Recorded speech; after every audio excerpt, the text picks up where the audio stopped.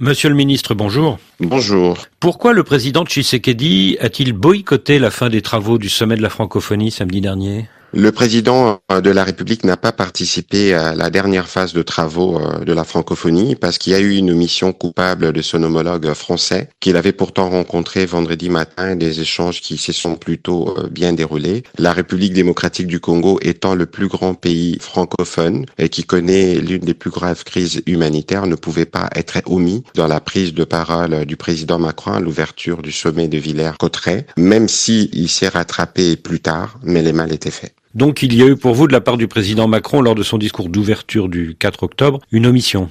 Oui, une émission qui, à nos yeux, était coupable parce que il a parlé de la crise en République démocratique du Congo dans la même matinée, longuement, avec le président de la République. Et c'est une crise pour laquelle le président Macron s'est toujours montré volontariste pour contribuer à sa résolution. Et le fait que, dans son énumération des crises mondiales, il n'est pas mentionné, c'était suffisant pour nous, République démocratique du Congo, de considérer que c'était une émission coupable. Alors le samedi 5 octobre au matin, le président Tshisekedi a quitté les travaux du sommet et le soir même, lors de sa conférence de presse finale, le président Macron a justifié son omission de la veille en disant qu'il ne pouvait pas citer toutes les crises en cours dans le monde, mais en précisant qu'il n'y avait pas de double standard dans la diplomatie de la France. Est-ce que ça veut dire qu'en fait, vous lui aviez fait passer le message dans la journée de samedi ? Écoutez, je crois que le président Macron, avec ses services, ont noté ce qui s'est passé et c'est bien que le président Macron ait voulu rattraper ce qui a été considéré, en tout cas pour nous, comme une mission coupable, en revenant cette fois-ci avec des termes clairs d'ailleurs qui ont été repris dans les résolutions qui ont été adoptées au terme de ces sommets. On n'en a pas beaucoup parlé, mais le Rwanda a été le seul pays sur le 88 à ne pas avoir approuvé les résolutions qui condamnent l'agression dans l'Est de la RDC, qui demandent le retrait de troupes rwandaises et qui réitère le respect de l'intégrité territoriale de la RDC. Pour les 2 années qui suivent sous la présidence de la francophonie par les présidents Macron, nous attendons donc de voir plus de solidarité parce qu'avec la secrétaire générale, nous n'avons eu que très peu d'avancées sur les questions notamment sécuritaires dans l'Est de la RDC.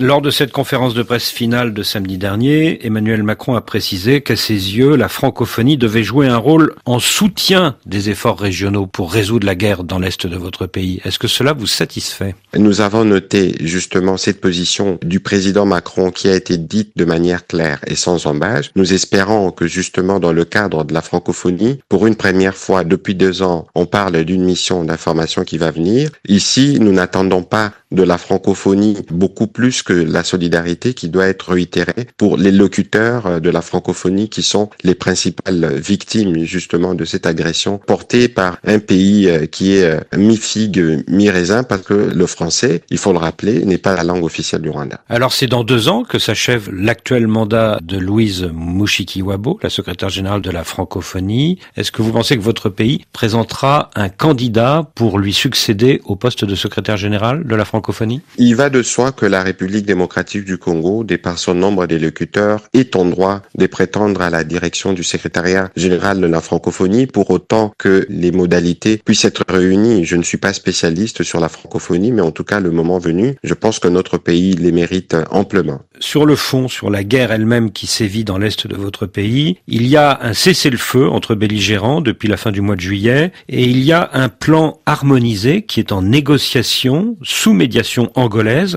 entre les experts du Congo et ceux du Rwanda. Où en sont ces négociations ? Il y a une nouvelle phase des discussions qui sont prévues le 12 octobre, après celle du 14 septembre qui malheureusement a fait l'objet de beaucoup de spéculations et beaucoup de distorsions de la vérité. Je dois rappeler ici que les discussions à Luanda, c'est des discussions ministérielles qui ont été précédées par des discussions entre experts. Les experts se sont mis d'accord, d'une part, sur le plan de neutralisation des FDLR pour ce qui concerne la République démocratique du Congo, et d'autre part pour les désengagements de forces rwandaises. C'est pas les experts techniques qui décident. La question a été portée au niveau politique le 14 septembre dernier à Luanda, et la République démocratique du Congo a insisté pour que ces opérations se fassent de manière simultanée et concomitante. Donc on ne peut pas commencer d'abord la traque pour la neutralisation des FDLR et attendre quelques mois pour que le Rwanda puisse désengager ses forces. Ici, il faut rappeler que nous avons des millions de compatriotes qui dorment à la belle étoile et dans des conditions infrahumaines parce que les pans entiers du territoire sont occupés par l'armée rwandaise, 4000 hommes d'après le dernier rapport des Nations Unies. Il est important pour nous que les deux opérations s'effacent de manière concomitante. Ça nous permettra d'accélérer entre autres les retours de nos populations dans leurs régions respectives. Alors d'après le projet de plan harmonisé, il était prévu un décalage de 5 jours entre 1. La neutralisation des rebelles Hutu-Rwandais des FDLR et 2. Le début du retrait des troupes rwandaises et du M23 de votre territoire. Est-ce que ce sont ces 5 jours de décalage qui bloquent tout ? Je n'ai pas connaissance, moi, du plan harmonisé, y compris dans le détail, parce que c'est un document qui est censé être confidentiel, étudié au niveau de la médiation, et nous, de ce point de vue, nous nous y tenons. Mais ici, il faut noter que pour nous, la simultanéité et la concomitance est une condition indispensable pour nous permettre d'avancer dans cette quête commune pour le retour de la paix dans cette partie du pays. Que répondez-vous au ministre rwandais des Affaires étrangères qui affirmait samedi dernier au sommet de la francophonie que c'était vous qui bloquiez actuellement l'avancée des négociations ?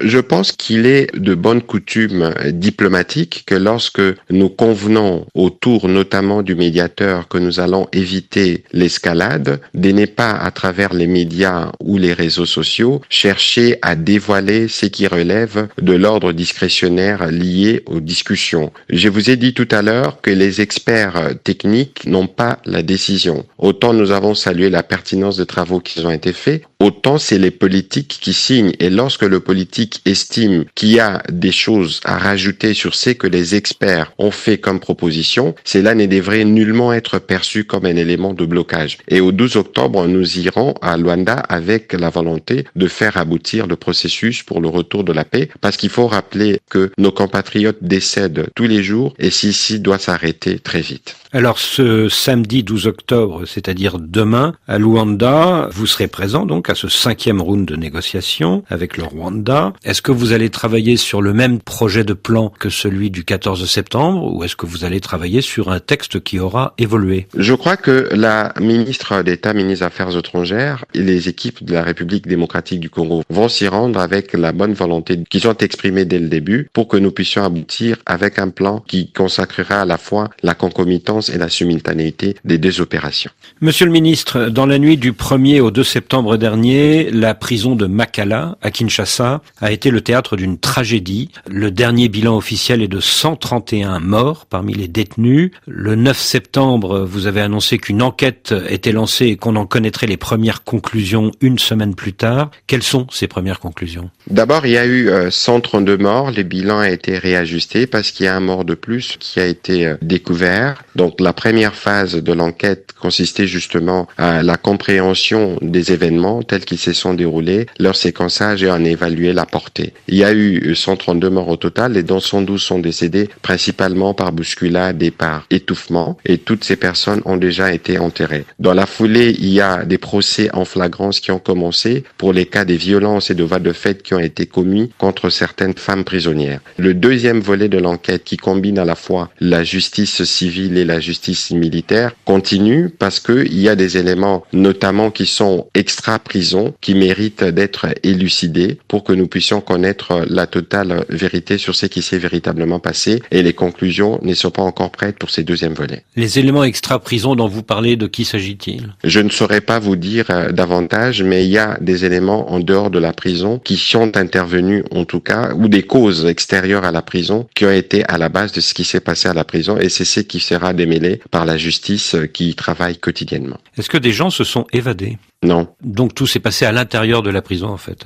Tout à fait. Alors vous avez promis la plus grande transparence et vous nous dites aujourd'hui que sur les 132 morts, 112 ont été tués par étouffement. Sous-entendu, les 20 autres ont été tués par balle, c'est ça ? Bon, écoutez, je ne présenterai pas les choses comme vous le faites, mais il y a eu des avertissements, notamment des tirs, des sommations qui n'ont pas été entendus et les forces de l'ordre sont intervenues pour restaurer l'ordre et la sécurité dans la prison de Makala. Alors vous avez promis la plus grande transparence, mais est-ce que cette enquête ne risque pas pas d'aboutir à un résultat décevant si elle est confiée à des autorités militaires, policières et carcérales qui vont tout faire pour dissimuler leurs propres responsabilités? Je crois que ce qui a été dit ici, dans le cadre de cette enquête, c'est que nous impliquions à la fois le Bureau conjoint des Nations Unies pour le droit de l'homme, la société civile, l'Église catholique, l'Église protestante et toutes les organisations non gouvernementales qui voudraient s'impliquer. Et c'est ce qui se fait pour que tout le monde puisse être informé au même niveau. C'est pour ça que les services carcéraux ont été ouverts, y compris les services judiciaires, ont été élargis à la société civile et à tous les acteurs qui pouvaient concourir à la manifestation de la vérité. Et quand est-ce qu'on connaîtra les conclusions de l'enquête? Je ne saurais pas vous donner les conclusions de l'enquête à ce stade, ça relève de la justice, mais les moments venus, nous allons nous assurer que ces résultats vous soient transmis. Toute la lumière sera faite. Ce mercredi, la République démocratique du Congo a été élue au Conseil des droits de l'homme de l'ONU, en compagnie de 4 autres pays africains, afin d'y siéger à partir du 1er janvier prochain pendant une période de 3 ans. Mais après le drame de Makala, plusieurs ONG de défense des droits de l'homme regrettent ce choix en votre faveur. Qu'est-ce que vous leur répondez? Écoutez, c'est compréhensible, encore qu'il faut regarder de quelles tendances sont ces organisations non gouvernementales, mais ici, c'est d'abord la République démocratique du Congo. Ce n'est pas le pouvoir représenté par le président Tshisekedi ou par Madame Suminoa, mais c'est la République démocratique du Congo. Ici, je dois rappeler que la République démocratique du Congo a fait des pas énormes pour ce qui concerne la préservation, la promotion et la protection des droits de l'homme. Je voudrais pas parler de ce qui s'est fait dans mon secteur,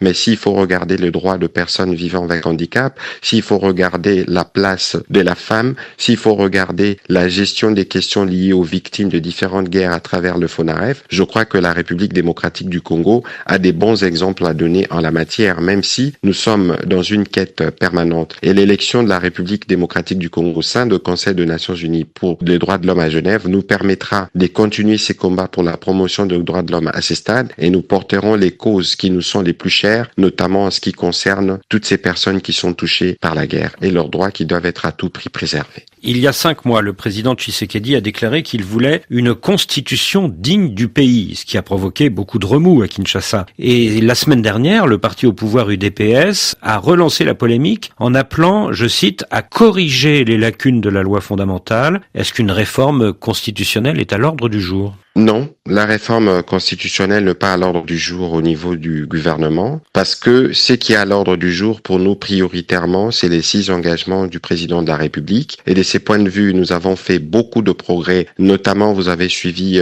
récemment que le prix du carburant avait sensiblement baissé. Le prix des denrées et des nécessités devrait baisser dans le jour qui vient, en tout cas dès que les principaux importateurs auraient fini leur stock. C'est à cela que nous nous attelons. Donc pas de réforme constitutionnelle dans les mois qui viennent? De toute évidence, en connaissant le président de la République et son engagement pour la transparence, si une initiative de ce genre appelait à être prise, nous communiquerons de la manière la plus transparente possible. Mais ici, il faut considérer que ce n'est ni à l'initiative du gouvernement, ni dans aucune institution. C'est un débat d'à côté qui suit son cours parce que nous avons une démocratie qui est vitale, mais la priorité du gouvernement, du président de la République en ce moment, c'est de garantir le pouvoir d'achat de Congolais, de leur permettre d'avoir accès aux soins de santé de qualité à bas prix, de déterminer la guerre dans l'Est, c'est de s'assurer que nous avons créé plus d'emplois pour de jeunes, nous avons protégé le pouvoir d'achat, c'est cela l'urgence pour nous. À Paris, la semaine dernière, le ministre français de l'Intérieur, Bruno Retailleau, a annoncé que la France allait organiser ce mois d'octobre plusieurs vols groupés pour reconduire des ressortissants congolais depuis l'île de Mayotte